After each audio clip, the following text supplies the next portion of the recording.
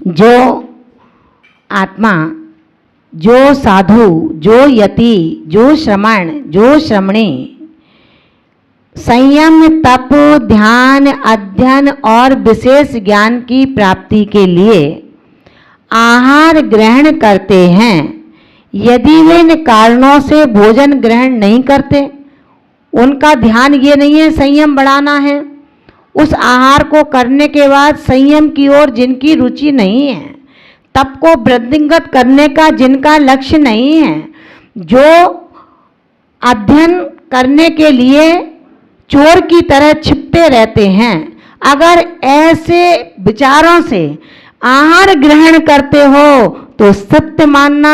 आचार्य कुंद भगवंत कहते हैं कि रे साधु, ऊपर का चोला तुझे आहार का पात्र तो बना देगा, लेकिन संसार के दुखों से कभी छुटकारा नहीं दिला सकता है।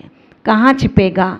गुरु की आंखों से छिप सकता है, गुरु के लिए बहाना बना सकता है, गुरु को समझा सकता है, क्योंकि आज तेरी रचना में ताकत है, कल यही रचना ऐसी हो जाएगी कि रमोकार बोलना चाहेगा लेकिन नहीं बोल पाएगा। क्यों? क्योंकि तूने गुरु के साथ, बहुत समझदार हैं आप लोग, तो छल किया था। करते तो नहीं है अपन, बचना चाहते नहीं बचना चाहते। विचार करना कि हम उस छल से बचना चाहते हैं या नहीं। अगर नहीं बचने चाहते हो तो ध्यान रखना, बहुत बुरा दिन आएगा अपने जीवन में। चिल्लाता रहूंगा, कोई सुनने वाला नहीं होगा। अरे ये तो वही छिद्रान्वेषी है।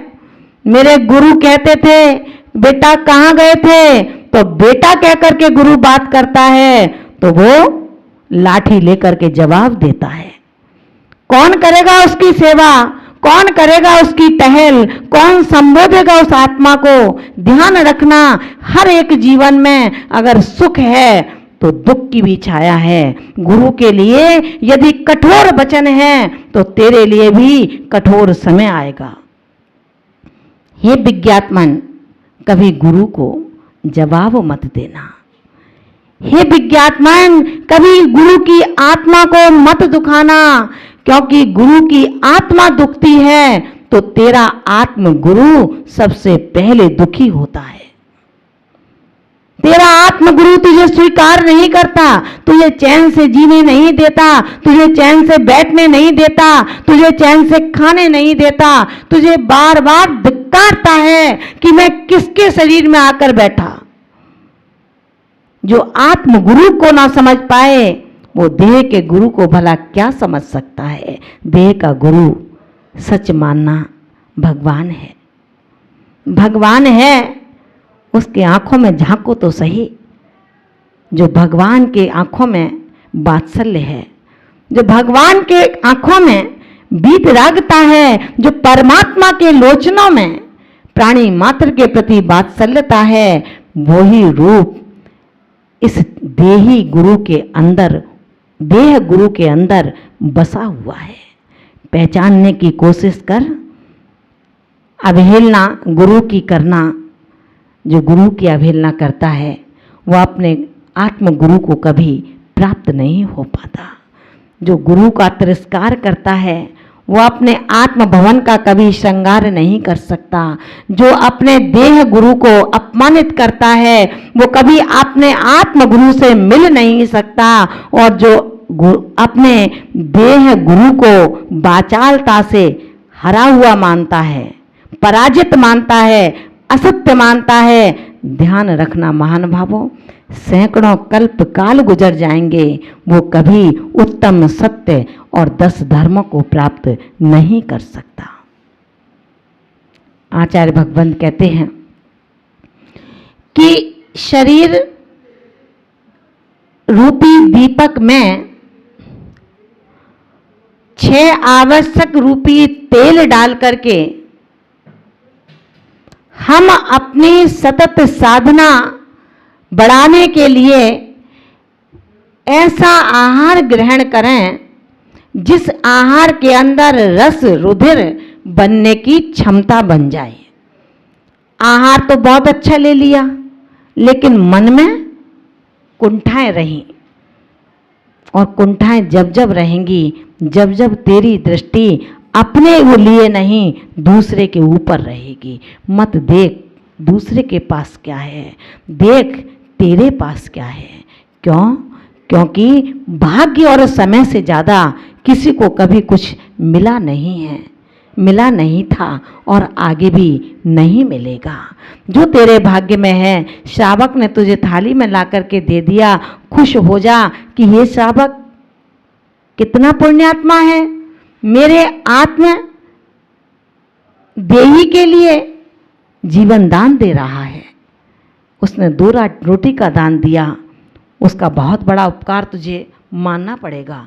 क्योंकि अगर नहीं मानेगा तो तीर्थंकर बनने के बाद क्या कोई दान तीर्थ मिलेगा?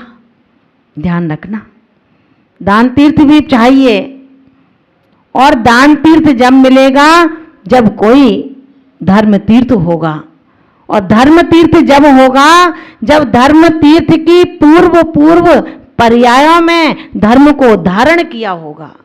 जिसने धर्म को धारण ही नहीं किया, खेल खेल में मुखौटा लगा लिया है, वो धर्म नहीं है। हम धर्म में जिएं, धर्म में रहें, धर्म से उठें, धर्म से बैठें, धर्म से बोलें, धर्म से चलें, धर्म से कहें, धर्म से बहें, तो निश्चित रूप से हमारा आत्म प्रदेश सुख से जीवन, सुख से चैन की नींद सोने के लिए नहीं है। छोड़ दो निद्रा को। भोजन करके आए और पड़ गए, बाहर बहुत पड़े रहते हैं।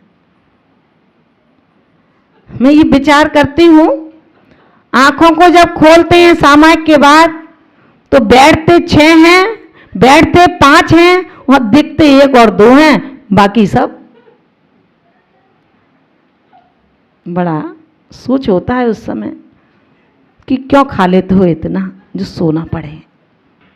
वैज्ञानिकों ने बताया है, जैन दर्शन ने भी बताया है, 2 भाग में आहार, एक भाग में ठोस ले लो, 2 भाग में ठोस आहार ले लो, 1 भाग में पानी पी लो, पेय पदार्थ पी लो, और 1 को खाली छोड़ दो। कितने खुश हो रहे हैं आप लोग। अच्छा है, आपकी प्रसन्नता देखकर मुझे भी बहुत अच्छा लगता है। ऐसे ही हंसते रहा करो। हंसते रहोगे तो सच कर्मों को नसते रहोगे, हंसते रहोगे तो पुण्य को कमाते रहोगे। आचार्य भगवंत कहते हैं कि दुष्ट को उतना ही समझ जितना जरूरी है।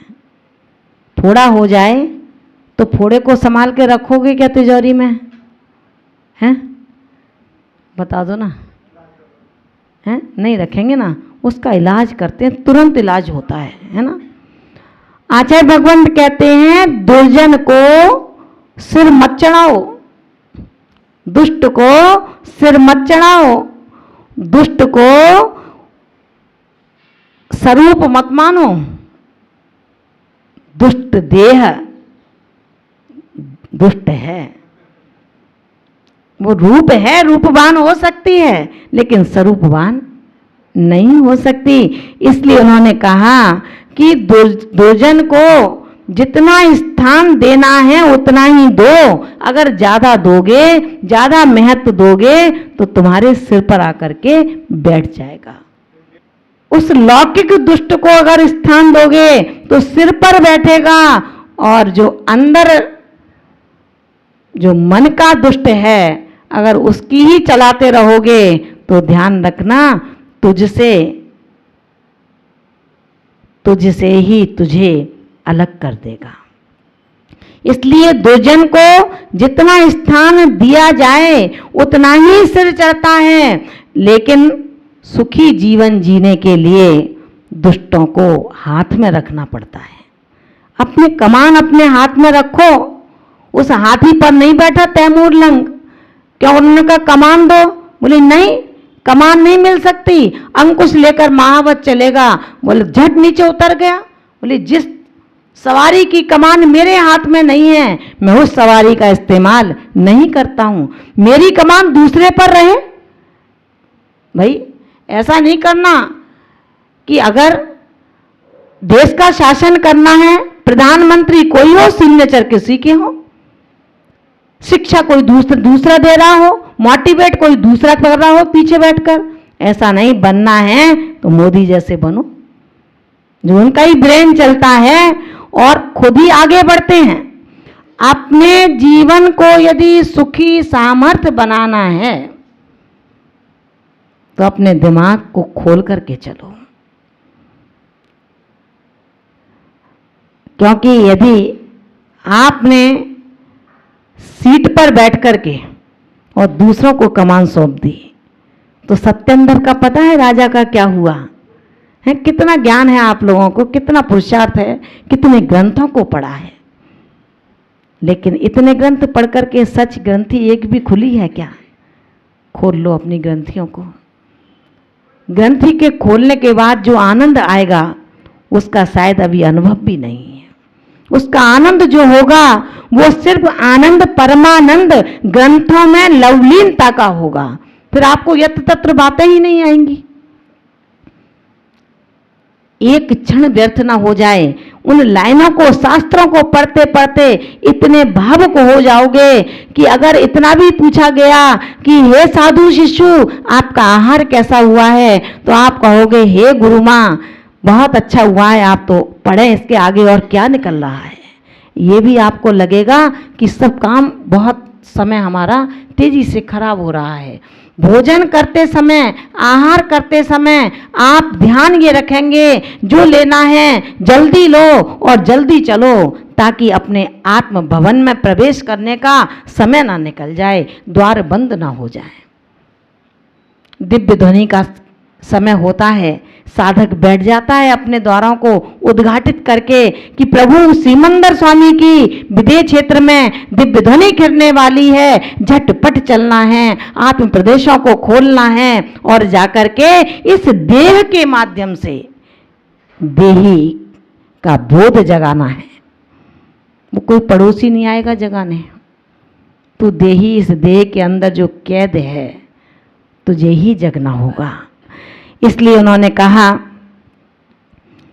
सुखी जीवन के लिए दुष्टों को हाथ में रखो, जो सिर चढ़ेगा ज्यादा तो तुम्हारे दुख को सुख को तहस नहस कर देगा। आप जहां अध्ययन होना है वहां अध्ययन नहीं होगा, अध्ययन की जगह कसायों की पुष्टि युक्त वार्ताएं शुरू हो जाएंगी। इसी तरह इस शरीर रूपी दुष्ट को, ये अगर दुष्ट कब बनेगा शरीर? लाते जाओ खाते जाओ, लाते जाओ खाते जाओ, ऐसा नहीं चलेगा। माता जी अच्छा लगा खा लिया, परेशानी हो रही है, अब ये खाओगे तो परेशानी तो होगी। सोच के खाते, समझ के खाते। तुम्हें छुट्टी दे दी थी, उस राजा ने छुट्टी दे दी थी, जितनी जमीन लेनी है ले ले, आज तेरी छुट्टी है। जिसके पास 1 इंच जमीन नहीं थी, 1 बीघा, 2 बीघा, 100 बीघा, 500 बीघा जमीन हो गई, फिर भी तृप्ति नहीं हुई। सूरज को देखा, अभी तो चमक रहा है, और दौड़ूं और दौड़ूं और दौड़ूं, दौड़ते दौड़ते दौड़ते दौड़ते सूरज क्या ढला? सूरज ढल भी नहीं पाया, लेकिन जीवन का सूरज उसका ढल चुका था।